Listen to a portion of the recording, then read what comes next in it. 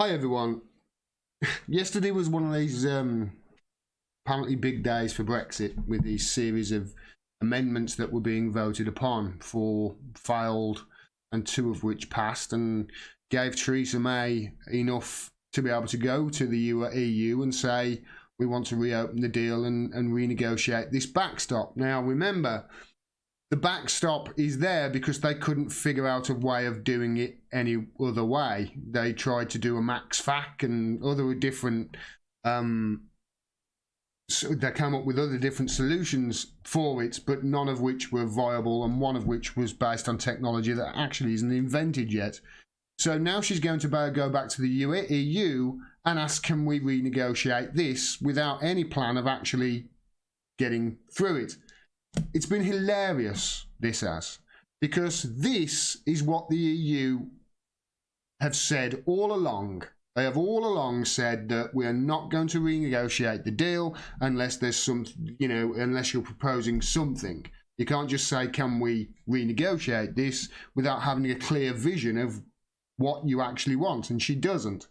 So this is what the EU have come out and said today. This is Michel Barnier. The backstop, as mentioned by President Juncker, is part and parcel of the withdrawal agreement, and this agreement will not be renegotiated. The conclusions of the European Council in December, which squared with the resolutions of the European Parliament, leave no scope for doubt on that point. So there you go. They have, and this is what they've said all along. No, unless you've got a clear plan of what you actually want, then we're not going to reopen the negotiations. They've said this all along. So her basically saying, I'll go back to the EU, is useless, because the EU have already said, we're not going to reopen this for renegotiation, unless you've got a clear plan, and she doesn't. The media in this country, though, the Fleet Street broadcaster, the broadsheet media and the gutter press, they don't think that this is a fruitless exercise. The way they've rallied round her is really quite hilarious. Here's the Daily Mail. Theresa's triumph, they say. Theresa's triumph. On night of high drama, Prime Minister wins key Brexit vote, unites her party, crushes Corbyn, and tells EU, let's do a deal. No mention in that headline that the EU said no, and have said no, we're not going to do it all along. It's just so funny. She did it, said the Daily Express. Now it's up to the EU. Yeah, and the EU said no. This is more delaying tactics. That's all it is. May unites Tories behind fresh talks with Brussels, say the Times. May's deal back from the dead for now, say the Daily Mirror. That's one of the better headlines, I suppose. That's at least says for now. And here's the Sun, backstop from the brink, they say. It's almost like, oh my God, her deal's been saved. No, it's dead. It's so dead. It's unreal. And here's the Daily Star, who say, Gemma Collins, I'm as big as the Beatles. Okay, I think must have made a decision somehow to not talk about Brexit on their front page. I'm sure I heard about that somewhere. But that is how the media in this country are covering this. That this is some sort of fantastic move by Theresa May, and she's absolutely wonderful, and she's a hero, and she's the Iron Lady again. It's pathetic. The EU have said all along, no, we're not going to renegotiate. And by the way, her doing this and going back to the EU to renegotiate, and her, reaching across the aisle, this is what Jeremy Corbyn offered to her back in September. Jeremy Corbyn offered her this very thing that she's doing right now back in September. He offered it again, this very thing, in December. And now she's finally bent to it. I find it hilarious that people keep blaming Jeremy Corbyn for this mess when he wasn't the one that called a referendum.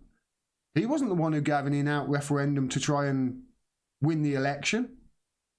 He wasn't the one that has cocked it up royally for the last 2 years. Somebody said the other day, why has he got to ride in on a white knight and tell everybody what to do and save the Tories? No, his job is to bloody bring them down and get into government. In fact, I saw this video, and Theresa May was, she's been in a bit of a flap the last few days in the House of Commons. She's been getting it from all different angles, deservedly so as well. But this is something that happened in the House of Commons. I think this might have been today, actually. Take a look at this. She's in a bit of a mess in this video, and he takes her down with one sentence at the end, which I really enjoyed. Enjoy this, and then I'll end the video. But watch out for all this bullshit in the media, propaganda.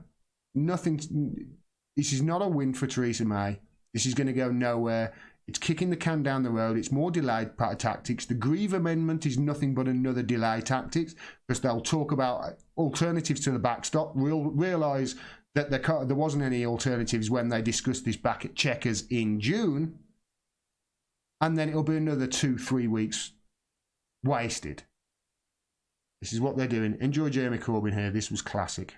Following the vote in the House last night against no deal, the Prime Minister is again going to attempt to renegotiate the backstop on the basis of finding alternative arrangements. Could you set out today what these alternative arrangements might be?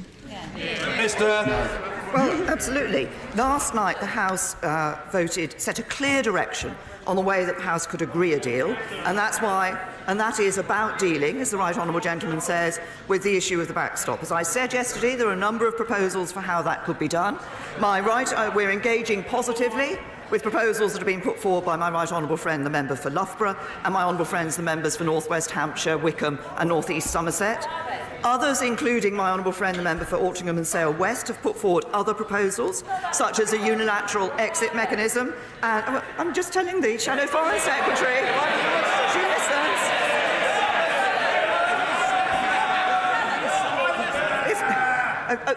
A point of advice, if she wants to shout things, it might be to shout them in response to what I'm saying, rather than just saying... They put forward proposals such as unilateral exit mechanism or a time limit to the backstop. And the rather than just things, it might be to shout them in response to what I'm saying, rather than just saying... They've put forward proposals such as unilateral exit mechanism or a time limit to the backstop, and the political declaration already references alternative arrangements and raises a number of issues that can be proposals that can be addressed, such as mutual recognition of trusted trader schemes. Jeremy Corbyn! None of that was very clear to me. I don't know about anybody else.